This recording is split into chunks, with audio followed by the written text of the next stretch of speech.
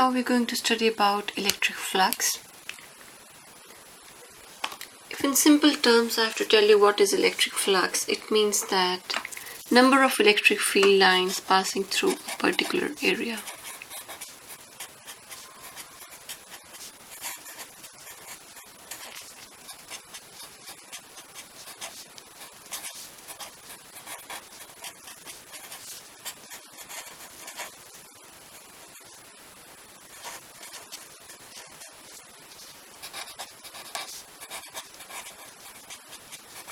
Through a particular area.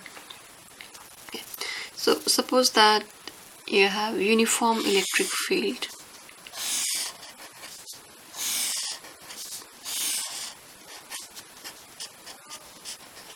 and there is an area kept parallel to this field. Okay. And there is another area which is kept at a particular angle to this field. And there is another area which is kept perpendicular to this field. So the angle here is changing. Now electric flux is written by a symbol phi E with a subscript E standing for electric flux E. Now what does this mean actually?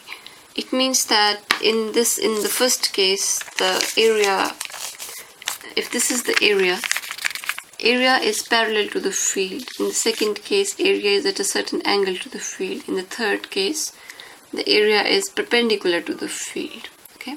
So now before I tell you this, let me tell you what is area vector. Now if you have any area, then a vector perpendicular to that area is called the area vector. Okay. Now if we are talking about this area, then a vector perpendicular to this area will be an area vector. So in the first case, it means that where the area is parallel to the field, it means that the area vector is perpendicular, and so area vector is in this direction, electric field is in this direction. Okay, like this. So electric field is in this direction, area vector is in this direction. So the angle between electric field and area vector is perpendicular. So theta here is 90 degrees. While in the other case, second case, now electric field direction is this. So now this area, it is at a certain angle to this electric field.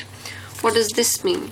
It means that here the angle is some arbitrary angle, let us say theta, and in the last case the area is perpendicular to electric field, so area vector will be, if the area is perpendicular, area vector will be perpendicular to area, and so the area vector and electric field will be parallel to each other.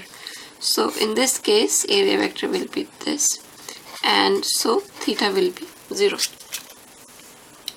Now flux is defined by, electric flux is defined by a dot product of electric field and area vector. So keeping this in view, the electric flux in the first case will be 0, in the second case will be EA cosine theta, and in the third case electric flux will be EA, the maximum electric flux.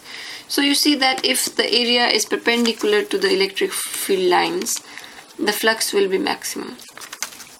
Now this could be explained by this experiment, which I think that you already might be knowing, that if this light is in a form of, it's comparable to electric field lines, and this window here is comparable to an area. So if the electric field lines and area is perpendicular, then the number of lines that are passing through this area will give you an idea of what is electric flux. So this is the last case where the area is perpendicular to electric field lines, and if it is at a certain angle, so let's say that it is not perpendicular, it is a certain angle, and if the area is parallel to the electric field lines, then the area vector will be perpendicular to electric field. Okay, and therefore the flux will be 0 in this case. Nothing is passing through this window. while if it is parallel, the area vector, and then the light is passing through this window. Okay. So now electric flux is defined by E vector dot A vector, and in these three cases we found electric flux. So this is one of the definitions of electric flux when we are talking about an area.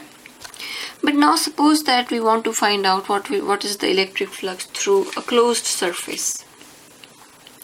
So for a closed surface,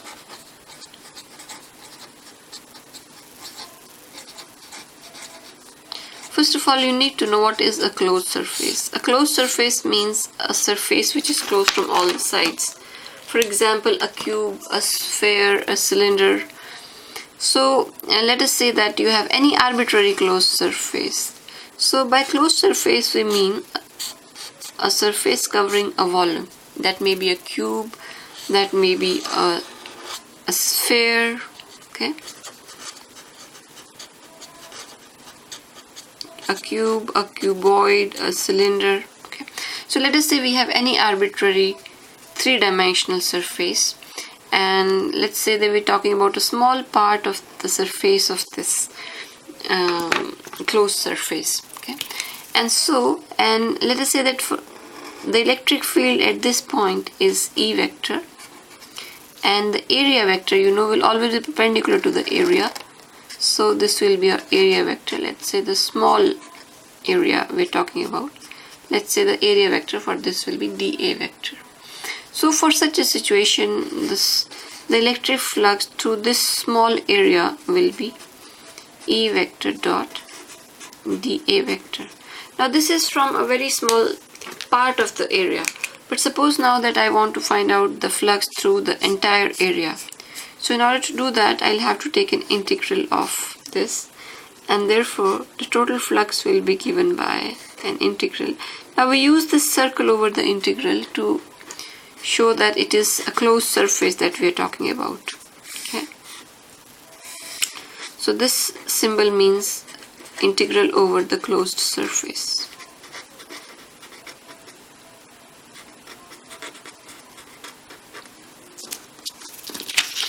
So now in order to explain electric flux through a closed surface, let us take two examples.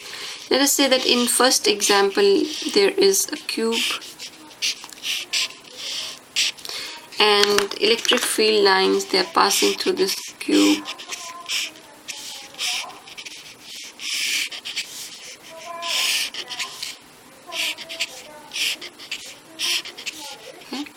So you have these parallel electric field lines and they are passing through this cube.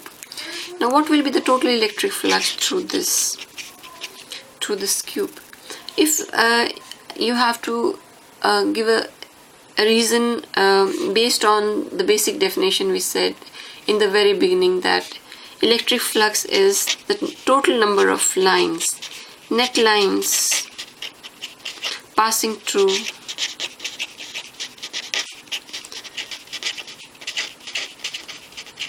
the particular volume or particular area.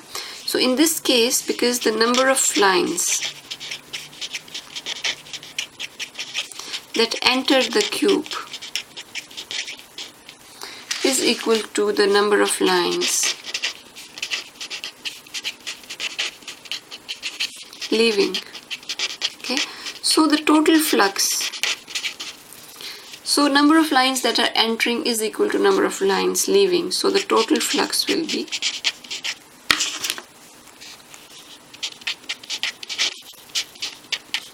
zero. Okay, because there will be no total flux through this cube. It can also be understood in another manner by using this expression, which is E vector dot dA vector. Now let us say that because this cube has 6 faces, okay, so let's say this is 1, 2, 3, 4, 5 and 6. Okay, so let's talk about each face one by one. So for the first face, area vector will be perpendicular to electric field vector. So area vector is perpendicular to electric field vector. So if the area vector will be perpendicular to electric field vector, flux will be 0. Okay. For second case, for second phase, the electric field and area vector, they are parallel. A vector is parallel to electric field vector, so the flux will be EA. For the third phase, so for the third phase, A vector is perpendicular to E vector, flux will be 0. For the fourth case, A vector and E vector, they are parallel but they make an angle of 180 degrees, anti-parallel. 180 degrees angle. Okay, so the flux will be minus EA. And for 5 and 6, now area vector will be perpendicular to electric field vectors, so area vector is perpendicular to electric field vector, therefore the flux will be 0. Now when we add all this flux, so 0 plus EA plus 0 plus minus EA plus 0 will give you a total flux of 0. Okay, so by this also, if you add all of them, you'll get a total flux of 0. Okay, this is one way of looking at it. Now if on the other hand, instead of the electric field in this way, we say that the electric field is now, suppose you have a cube again, and there is a positive charge inside the cube, and electric field lines are passing in all the possible directions radially from this positive charge and the cube. So in this case, the total flux will not be equal to 0. Okay, it will not be equal to 0. But if the lines are passing from outside, going into the cube and then going out, then the flux will be 0. We'll discuss this situation in detail. Let us say now that there is a sphere, that there is a positive charge, and you draw this sphere around this charge, and it's not a circle, it's a sphere. Okay, so you know that the electric field lines will be in all the possible directions radially.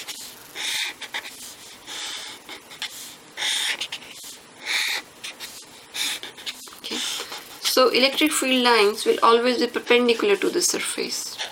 Okay, so this will be electric field lines. And you also know that if we are talking about a small area on this surface, area vector will also be perpendicular to the surface.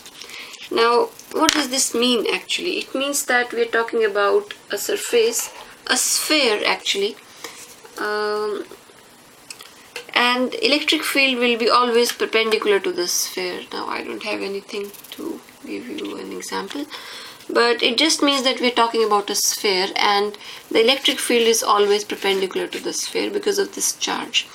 And the area vector, because the area vector will be perpendicular to the area at each point, so area vector and electric field will be parallel to each other.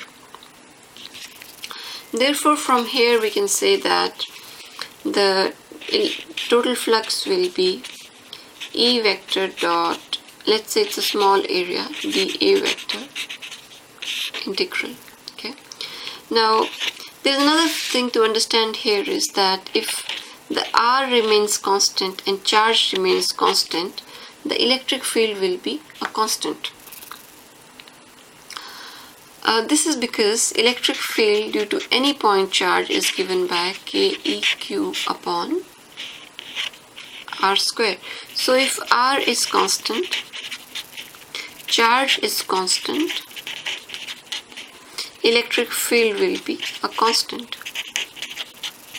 So it means that at the surface of this sphere, because the distance is constant, charge is constant, so the electric field will be a constant.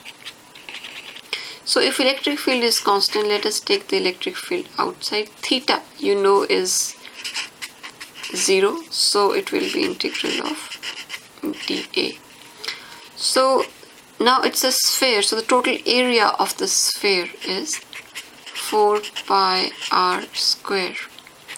And because we're talking about a point charge, in this case we're talking about a point charge, and for a point charge we know what is the electric field. Okay, so let's use this value. It will be Keq upon r square into 4 pi r square. Now you know the value of Ke. Ke is given by 1 upon 4 pi epsilon naught q upon r square 4 pi r square. So you're just left with q upon epsilon naught, and this will give you the total flux. So it means that the total flux from any area, now it's independent of the area. You see, it does not depend on area. So it means that if I have any other area, let's say this is the area, if the charge stays the same, flux will be same. It means that the flux is independent of area.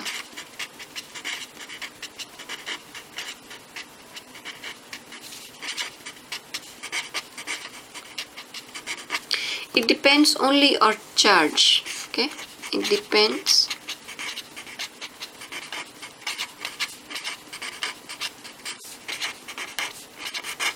only on the charge, or charge enclosed.